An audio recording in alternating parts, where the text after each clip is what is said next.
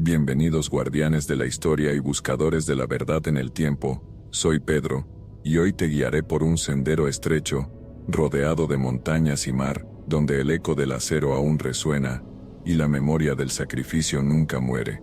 ¿Te has detenido a pensar cómo apenas unos cientos de hombres, sabiendo que marchaban a la muerte, se enfrentaron al ejército más grande de su tiempo, cómo la disciplina, la lealtad y el honor pudieron desafiar al poder de un imperio que parecía invencible? Si lo que buscas es calma, reflexión, y la certeza de que la historia siempre nos ofrece lecciones de coraje y dignidad, este viaje es para ti. Hoy nos adentraremos en el relato de Leónidas y los 300 espartanos, quienes en el paso de las Termópilas, no solo combatieron contra soldados, sino contra la inevitabilidad del destino. Un episodio que nos recuerda que la grandeza no siempre se mide en victorias, sino en la firmeza de resistir incluso cuando todo parece perdido. Acompáñame en esta travesía, y no te olvides de suscribirte y dejar un me gusta para seguir explorando juntos más historias del pasado.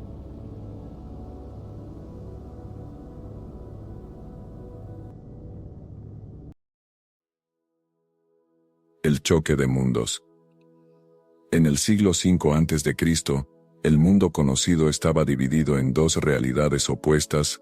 En Oriente, se extendía el vasto imperio persa, una superpotencia que abarcaba, desde las llanuras fértiles de Mesopotamia hasta las arenas del desierto egipcio, desde las montañas del actual Irán hasta las costas de Anatolia y las riberas del Indo. Era un imperio que se mostraba como la cumbre de la organización y de la riqueza, capaz de reunir bajo un mismo estandarte a decenas de pueblos distintos: medos, babilonios, fenicios, egipcios, judíos, lidios. Todos obedecían a un rey que no se proclamaba simplemente gobernante, sino rey de reyes, señor de naciones y pueblos, guardián de un orden cósmico respaldado por los dioses. En Occidente, en cambio, existía un mosaico fragmentado: las polis griegas, pequeñas ciudades-estado orgullosas de su independencia, cada una con sus leyes, sus costumbres y sus dioses; Atenas, con su naciente democracia y sus marineros; Esparta, con su férrea disciplina y su ejército de hoplitas; Tebas, Corinto y tantas otras, a menudo enfrentadas entre sí por rencillas, rivalidades y viejas guerras, unidos por la lengua y la religión, pero separados por la política y la ambición. Dos mundos diferentes, el del imperio y el de la libertad local, el de la centralización absoluta y el de la autonomía celosa, y como suele ocurrir en la historia, tarde o temprano, estaban destinados a colisionar. Ese choque se produjo en el año 480 a.C. El rey Jerjes, heredero del trono persa, decidió vengar la derrota de su padre Darío en Maratón. Reunió un ejército tan inmenso que, según la tradición, al beber de un río podía dejarlo seco, y al tender sus tiendas de campaña cubría la tierra como si fuera un mar de colores. Desde Asia Menor y el Helesponto, una marea de hombres, barcos y caballos se puso en marcha hacia Grecia. Los griegos, conscientes de que no podían derrotar a esa multitud en campo abierto, buscaron un lugar donde la geografía pudiera convertirse en aliada. Ese lugar era un desfiladero angosto, encajonado entre el mar y la montaña, las Termópilas, conocidas como las puertas calientes por las aguas termales que allí brotaban. En ese paso estrecho, donde la superioridad numérica de los persas quedaría neutralizada, unos pocos miles de griegos se dispusieron a detener al gigante, y al frente de todos ellos, con apenas 300 espartanos, marchaba un rey llamado Leónidas. Allí, en ese rincón olvidado, se libraría una de las batallas más célebres de la historia antigua. Allí, el sacrificio de unos pocos frente a la inmensidad de un imperio se convertiría en mito. Allí, entre el bronce de los escudos y el hierro de las lanzas, nacería una leyenda que atravesaría los siglos, la leyenda de los 300. El imperio persa bajo Jerjes I era una superpotencia. Tras la muerte de Darío I, su hijo heredó un territorio que abarcaba desde la India hasta Egipto, con millones de súbditos. Para vengar la derrota sufrida en Maratón por su padre, Jerjes preparó una invasión colosal. Los cronistas griegos describen un ejército casi infinito, soldados de Media Babilonia a Egipto, Fenicia, Escitia, todos unidos bajo el estandarte de Persia. Aunque los números están exagerados, lo cierto es que se trataba de la mayor fuerza jamás vista hasta entonces. El cielo se oscurecía con las flechas de sus arqueros, y el mar se llenaba con la madera de su flota. En contraste, Grecia era un mosaico de ciudades-estado independientes. Atenas, democrática y marinera, confiaba en el poder de su flota.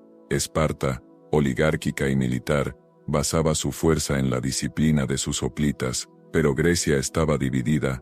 Tebas, Corinto, Argos, cada polis tenía sus propios intereses, sus rivalidades antiguas, sus heridas recientes. La desconfianza era tan grande, que en más de una ocasión, algunos preferían pactar con el invasor antes que someterse a la hegemonía de sus vecinos. Solo el peligro común de Persia logró unirlas, y aún así, la unidad era frágil, sostenida por pactos temporales y recelos antiguos, como un hilo tenso a punto de romperse. En ese clima de rivalidad y desconfianza, el valor de resistir juntos frente a un enemigo colosal se volvió aún más extraordinario. La alianza no nació de la confianza, sino de la necesidad, y eso hizo que cada decisión estuviera marcada por la duda y el miedo al desgarro interno. El hombre que lideraría la defensa, Leónidas, no era un rey cualquiera.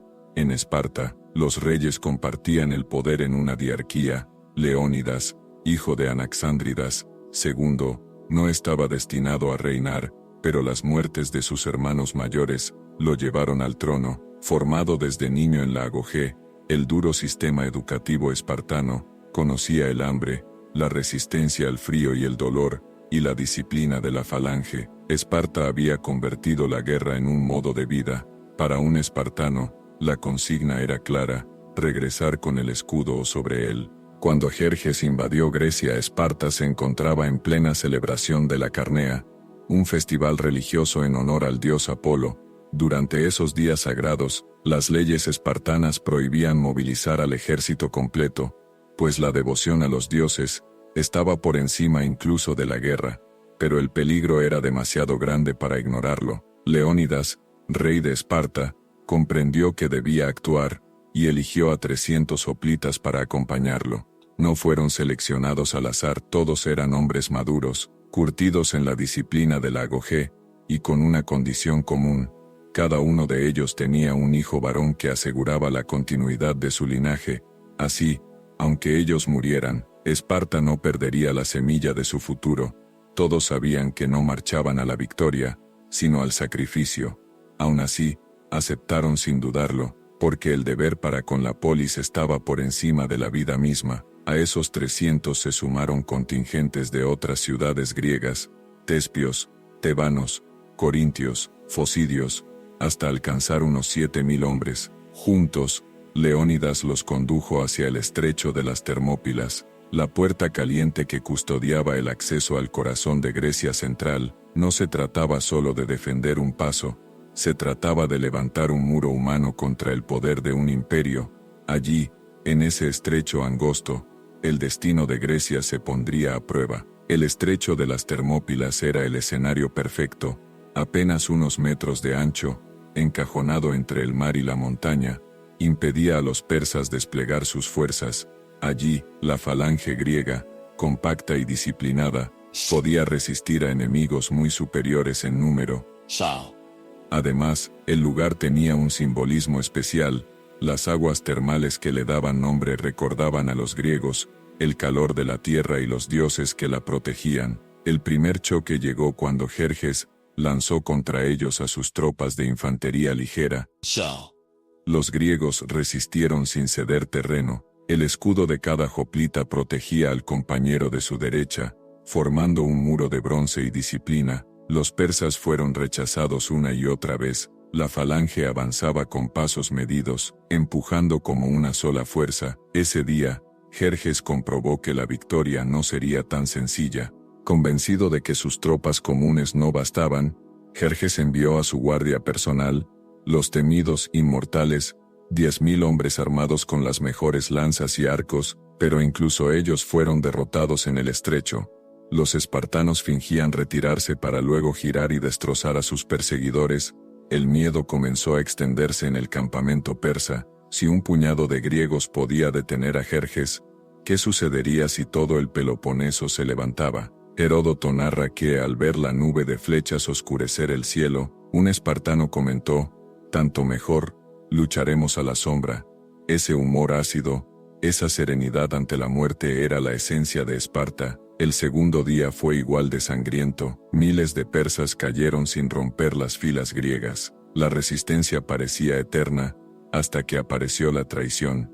Efialtes, un griego, guió a los persas por un sendero oculto en la montaña que rodeaba el paso. Con esa maniobra, el destino estaba sellado.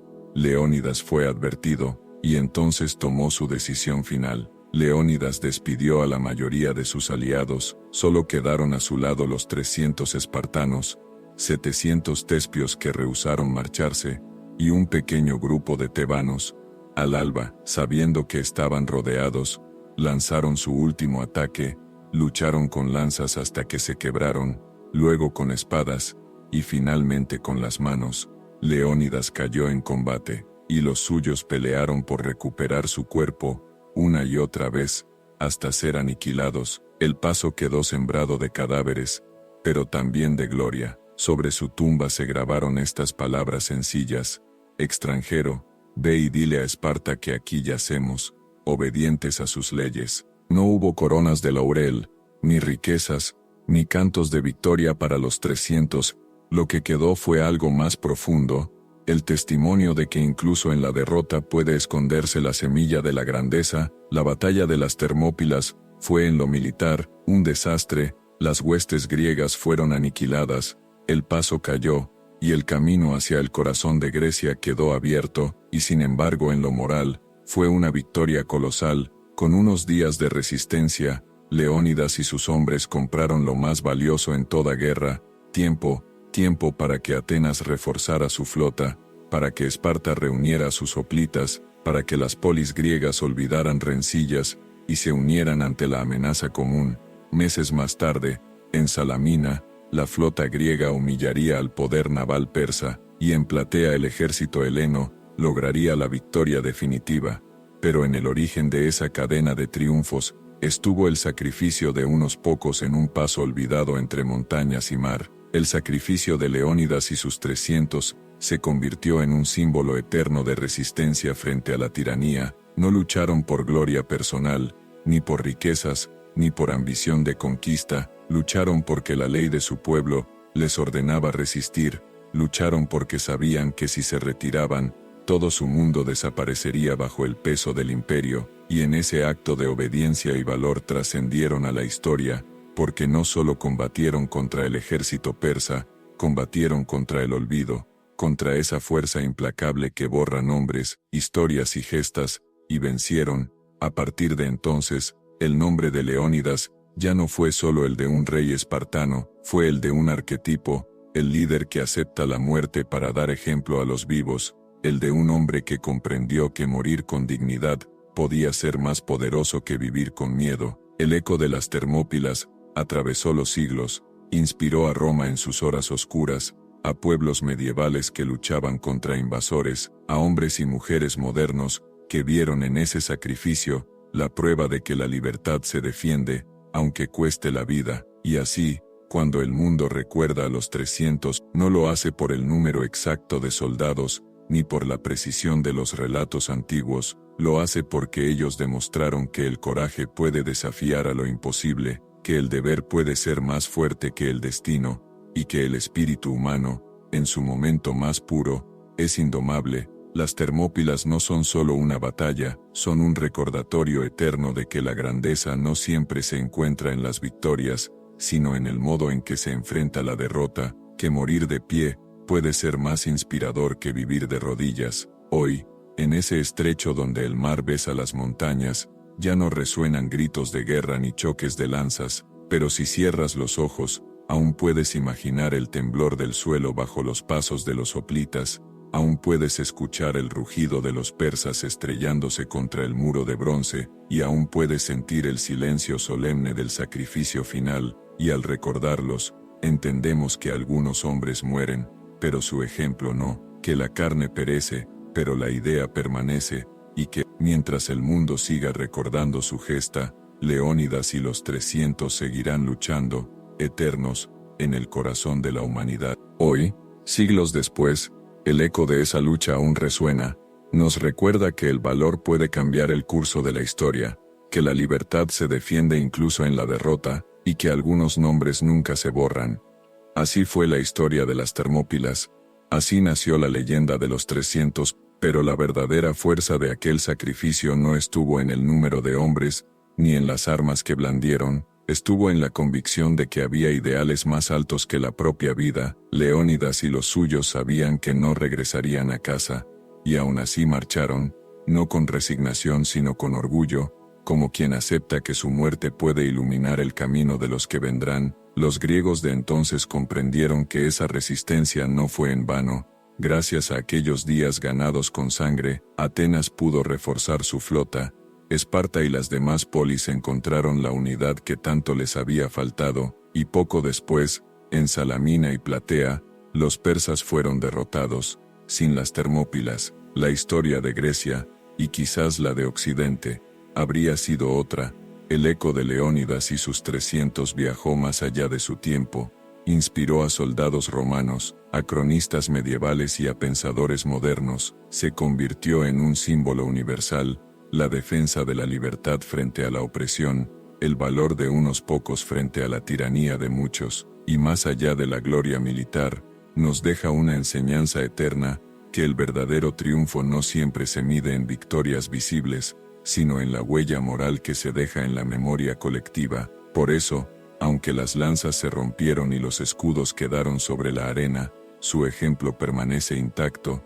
Las Termópilas nos recuerdan que la grandeza no está en vencer siempre, sino en resistir con dignidad cuando no hay esperanza, que un sacrificio sincero puede tener más poder que un ejército, y que incluso la derrota puede convertirse en semilla de victoria. Hoy, al contemplar las montañas que custodian el estrecho, todavía parece escucharse el rumor de los cascos golpeando la tierra, el choque de los escudos, el grito de los hoplitas al unísono.